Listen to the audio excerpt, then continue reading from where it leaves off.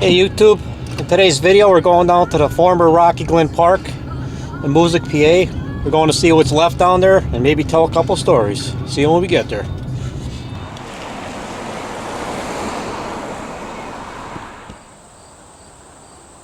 Alright, this is the main parking lot and bus stop. You can see that sign has been really deteriorated, but the park did close in 1987. And to the right was the main parking lot. Okay, I worked at the park from 78 to 79. I was only 14 at the time, so when I got done with my work day, I'd wait at the sign right at the bench. There was a bench underneath the sign. And then you get picked up and go home.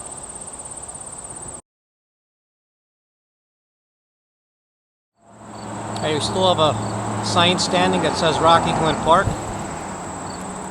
There used to be a booth right here, and this was the upper overflow parking lot. So there's a main parking lot, the upper overflow parking lot, which we're at right now, and we had an overflow parking lot down by the lakefront area. So when they had special days here and they're really crowded, we always use these upper and lower parking lots, and that would be packed. And right down at the tree line there was a ticket booth. So you park right here and there's a person manning the ticket booth. We'll take one last look at that sign. Alright, we're at the bottom overflow parking lot at Rocky Glen. This is mainly used on the busier days. The holidays, like Polish Day, Italian Day. They'd bring bands in. Buses would come from all around and cars would just totally fill up this lot.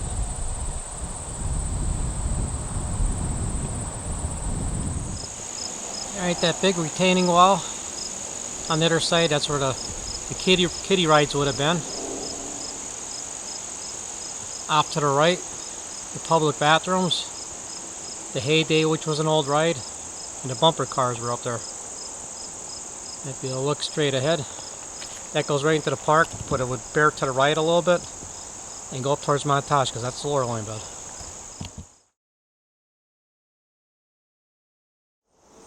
Okay, that's the actual spillway from the dam. You can see right now it's dry because they drained most of the lake in the outlet over safety concerns. We're on top of the spillway, the outlet, and that would have been the overflow.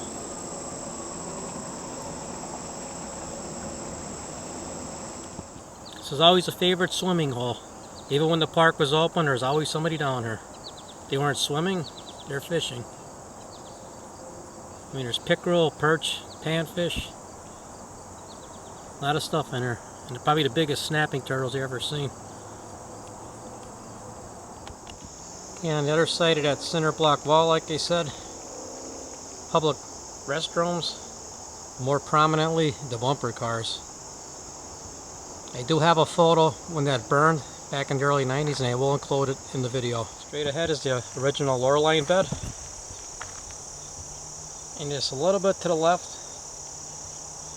there used to be a ride called Niagara Falls. It was a giant sliding board with 3 major waves in it.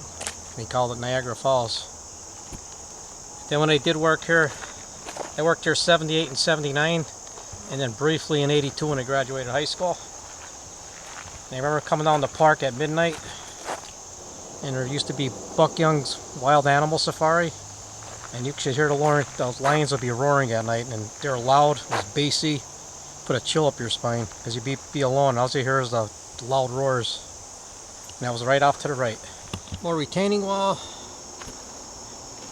Yeah, I remember the one night I came down, there was a baby black panther. I mean, it looked like it was thirsty, and I gave him some water, but it just gazed back at me with them yellow eyes. It was like crazy looking, but I'll never forget that look. Pick up a nice brick wall. You look to the left, there's a set of stairs. Goes up and it goes to the right, and there's a foundation. That was the red barn. That's where the live bands would have played. It was open in the front. They had pavilion areas. They had the tables up there, and most people just brought their own fold-up chairs up there, and they would listen to the bands all day long. Let's go see what's left. Alright, that's what's left of the bandstand.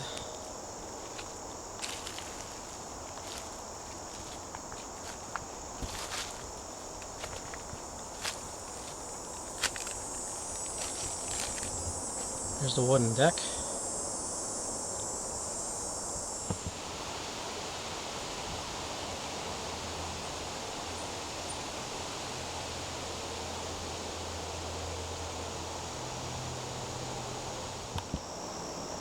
That would have been looking towards the bandstand.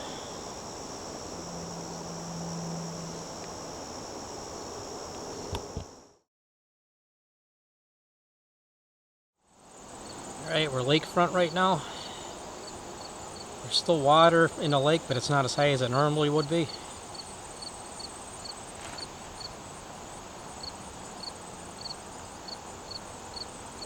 A nice slow pan to the left. But straight ahead on that other shoreline and wrapping up to the bend, that's where the Ben Sterling's $1 million coaster would have been. It was like one of the biggest roller coasters at its time. I mean, when I was working at the park in the 70s, there's still a lot of remains, like there's cement foundations, there's a lot of wood left from the park that was sticking up from the roller coaster. Now there's just nothing to be found. Used to have water skiers down there, paddle boat rides, river boat rides.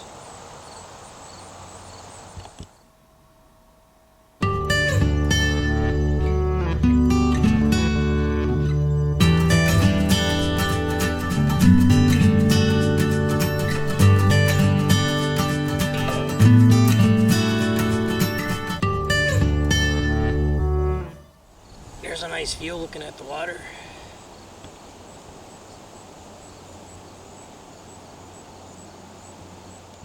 If you look straight ahead, there's a bridge right there, and that's where the lure line would cross between the lake and the outlet and would head out towards Montage and Scranton. It crossed right there. And you can still see the railroad bed is still over there, but like I said, the sills and the rail are all gone. You might find an occasional insulator, but it's all gone now. And it's hard to see, but there's a paved road going up towards the upper portion of the park. When we used to work here during park closing, if we had to come down and run to the waterfront to hit a stock room and stock up under the stands, we would race shopping carts down to sell them. Man, you would get smoking on them things. The big problem is when you hit the bottom, it wasn't paved like it is right now. It was gravel, so it would stop you dead in your tracks. So if you're lucky, you'd still be standing on the bottom. But yeah, that's what we used to do.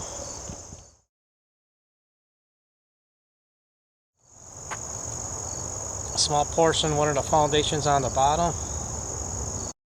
Alright, this was where the Swiss cottage was.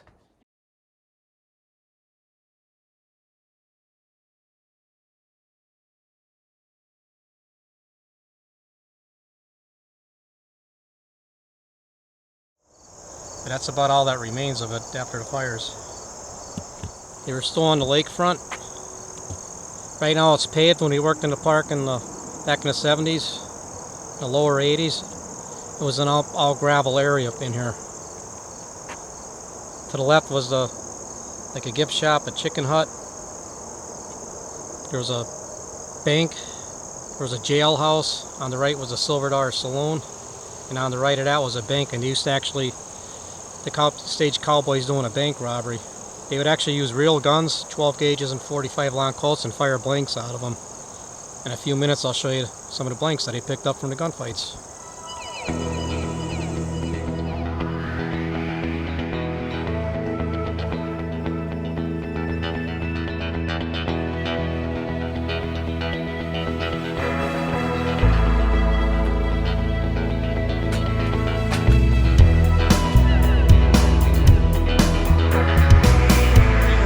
Silver Dollar Saloon. It was enormous inside. They had a big stage, they had live bands, but during the ghost town Ghost Town in the Glen days, they used to have can-can dancers in there. And the acoustics were like incredible in there, like the sound that came out of here. But yeah, they would be can-can dancers in there, and there's a bar, they'd come around and get you drinks. But then towards the late 80s, towards the park's closure, they were having a rock concert with the 80s hair groups that would come down. But I mean, they did bring big crowds, but after that, the park just never seemed to bounce back, and it closed in 1987. Okay, right now we're looking out to the lake. And this area right here was a covered walkway with benches for people to sit and overlook the lake. And the water would be at this brick wall about halfway up. And on the left was the Silver Dollar Saloon, and there was doorways to enter the Silver Dollar Saloon if you wanted to. It was just a nice place to take a break and view the lake. I'm going to show you that 45 long Colt bullet, and I'm going to show you that 12 gauge shell in a moment. This was actually from one of the gunshots. It was a 12 gauge blank. I got lucky enough when I found that one. You see the primer on the back. And this is my holy grail from the gunfights. It's a 45 Colt blank. And this is one I actually picked up as a kid. After every gunfight, the cowboys would empty their guns, throw their plastic casings on the ground. The kids used to fight for them. I just got lucky I got one of them. Yeah, so that's pretty cool. Yeah, we're at the end where the Silver Dollar Saloon would have been, overlooking the lake. To the left would have been the sandy beach. And all the right is the lake.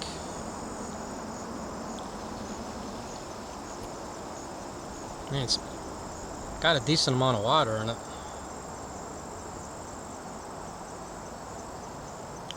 It's a beautiful lake. I mean, we used to do a lot of fishing in here. Pickerel, perch, bluegills, really big bluegills. Like I said before, like there was some really big snapping turtles in here. At the end of the Silver Dollar Saloon, looking towards the park again, towards the shoreline.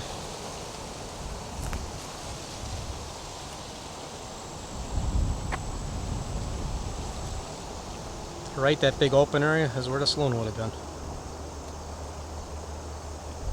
If I remember correctly, that tilted house would have been right around here someplace. It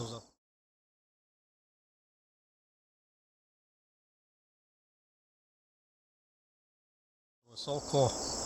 Walk up the stairs, then you make a right to go into the actual structure. It was like a 45-degree pitch on it with a handrail. It was pretty cool. Right, there's an access road that leads up to the pavilion area. You'd be behind a roller coaster. If you went to the top of that road and made a right, it actually led to Ben Sterling's house, one of the original owners of the park.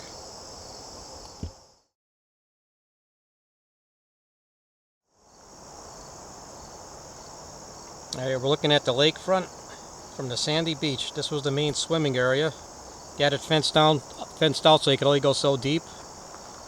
They had a boathouse where you can go and take a shower, get changed. There was lockers. You get a ticket to go swimming, and you could spend all day just doing that. They had water slides and zip lines, like small zip lines. Yeah, it's a pretty cool place to be. Alright, we're looking at the lake from the shoreline of Sandy Beach.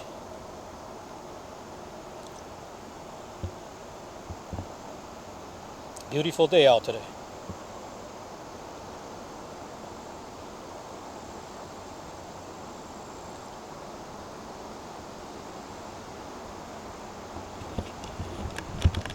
Alright, to my left was that's where the red barn was at.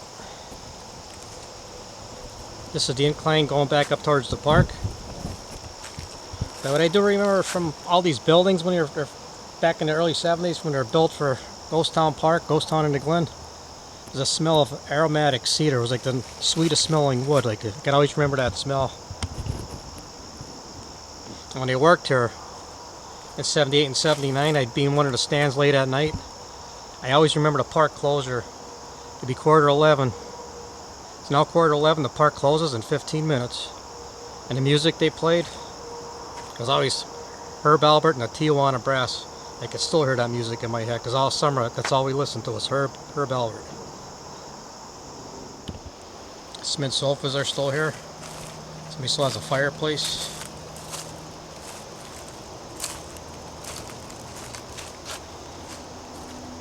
Yeah, people got tired towards the end of the night from walking around the park all day. They would just come and hang out in the shade and sit on one of the stone couches. If the band was playing, it wouldn't be entirely too loud from here, but nice and clear. There's one, and there's a small couch.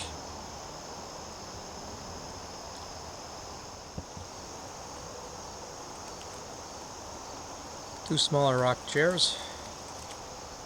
Nice little decorative area. Two stone couches and a fireplace. A nice area to sit when the bands are playing in the Red Barn. There's the split right there. That would have taken up by the roller coaster to the pavilion area. Got a lot of areas like where he planted flowers, like a big ornate cement areas where he put dirt in the center and planted flowers. Like nothing left here now, but there's a food stand. Now I'll get a little bit closer, I'll show you where the Ferris wheel was, but the Ferris wheel, you've been looking at it, right at it from here.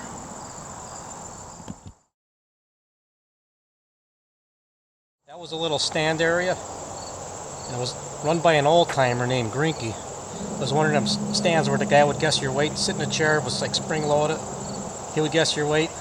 He was always wrong, but he didn't really care because you gave him 50 cents and he gave you 12 cents worth of junk. So who made out with that deal?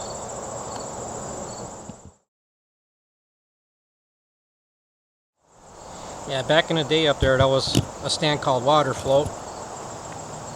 It was just a stand by itself in the park. We'd have a big container of water with styrofoam containers that were floating around while they're moving, with a glass dish in it, and you had to bounce a ping pong ball and get it to stick in there. And if you did, you won a large stuffed animal. I don't think anybody ever won anything from there. Straight ahead was the roller coaster, and to the left was skee ball. And right next to skee ball there was a stand called 4 Aces. 4 big plywood cards in the shape of aces with a hole just barely big enough for a softball to fit through on a slant. But that was another stand that when you worked there it was a long day because it was just you up there. But I've never seen anybody win anything from 4 Aces.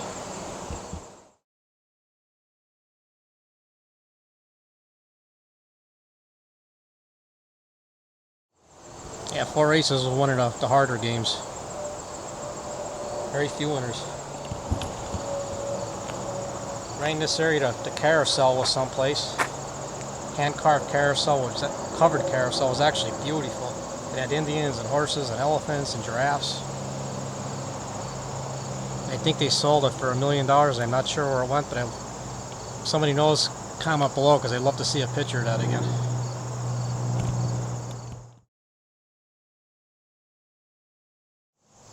This is all that remains of the Ferris wheel. I just remember the orange paint on it. Fairly large size Ferris wheel.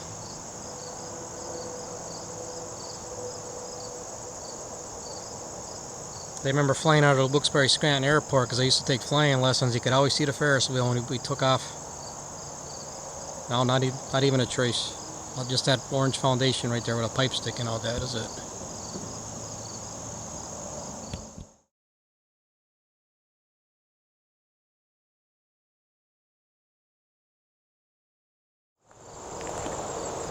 Despite that block, that's probably the only remains I could find of it.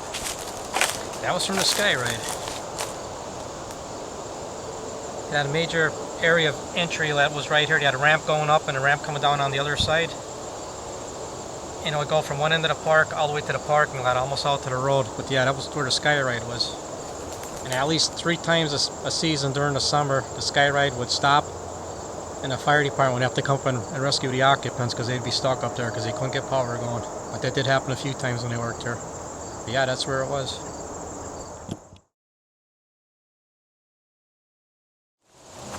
And the other side where the Sky Ride was. Panning left to right.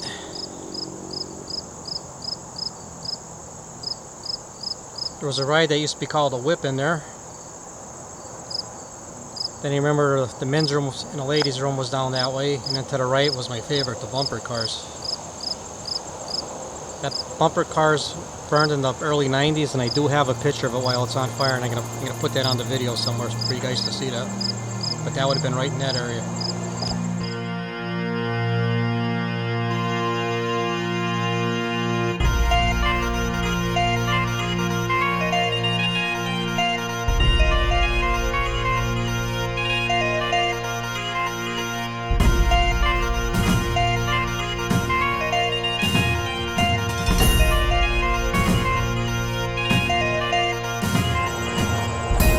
Rides were down that way, and towards the end of the park's closure there was a motorized antique cars, they call them, like little gas powered cars, right down by the tree line. That's where they ran.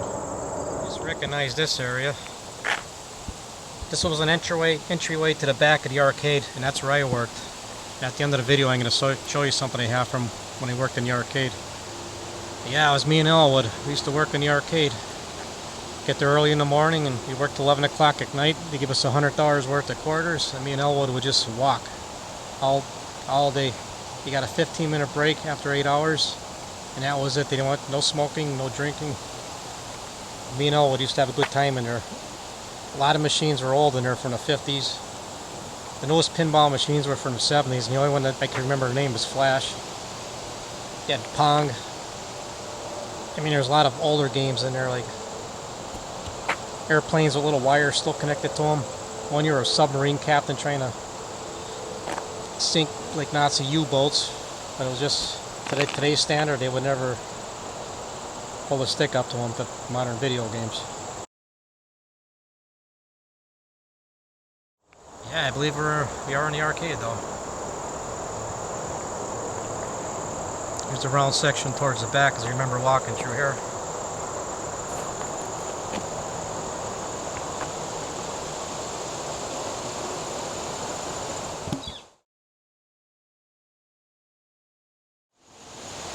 Yep, definitely the footer for the arcade, because it's always round in the back. Originally when the building was built, I believe it was a dance hall, and later turned into an arcade.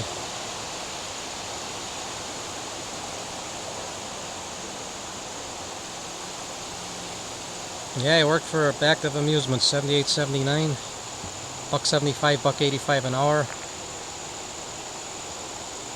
But we'd start working in March because we'd had to get the paint, all the entire park painted for the season to come. Everything stocked, everything remodeled, and just took a few months to get the park ready for opening day. So I got a lot of hours in up here.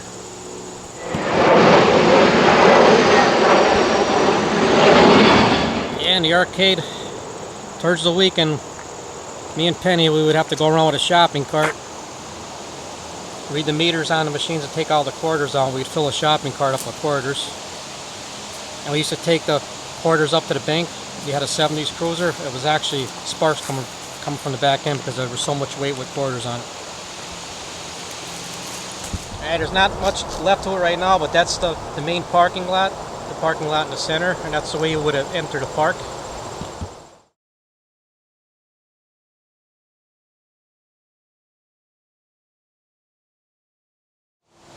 And when you walked up this way, on all the left, that was all the games. They used to call them, this was what they called the line.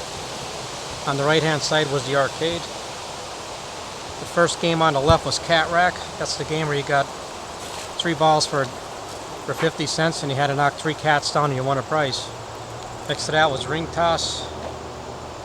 Next to that was my favorite. That was the gallery. That's when you got 100 lead shot and you had to shoot the star out. That was one of my favorite stands to work.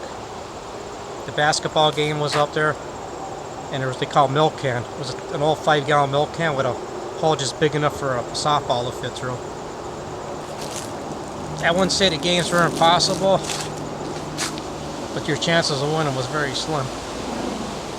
But yeah, the best place to work was right in this area on the line. Because if you got bored, your buddy was working right next to you. But if you went in one of them other stands, you were by yourself all day long. It was kind of boring. And the arcade was great to work in because you didn't sit still and you had the whole arcade to walk into, and there was a lot of areas that we used to stash sodas and stuff to eat in there. But yeah, that's where I used to work, man. I was 14, but that's where I worked at Rocky Glen, right in this area, Active Amusements.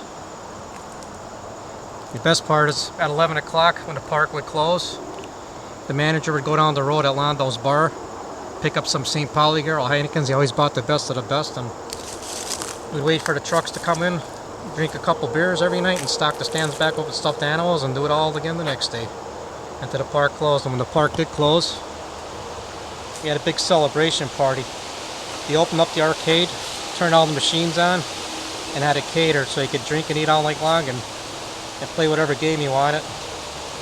Most of us got so drunk that night that I actually slept in the cat rack. The first game was on the left, and he called me the next morning in cat rack. And yeah, I wouldn't trade that experience for nothing, no. But I can take a walk over here because I think Gary just found something digging around.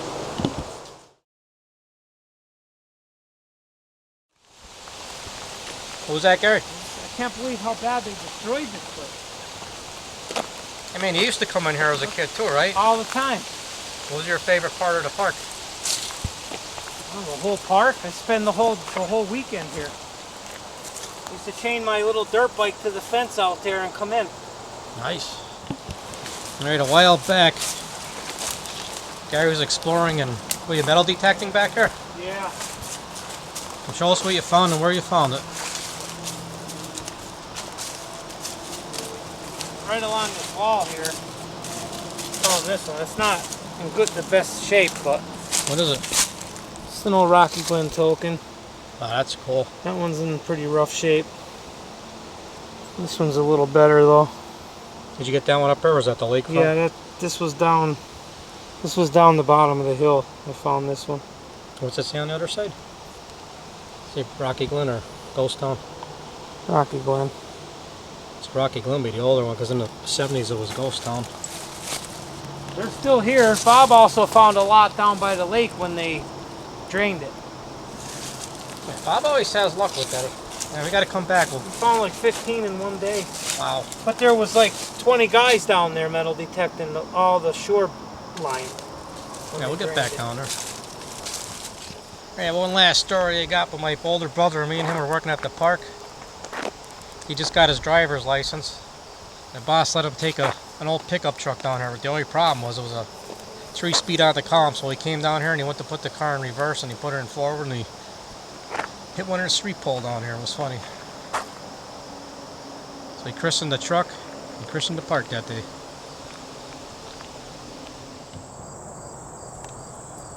Hey, there it is. It's the actual uniform shirt I wore in 1978 at Rocky Glen Park. And there's the back. And make change.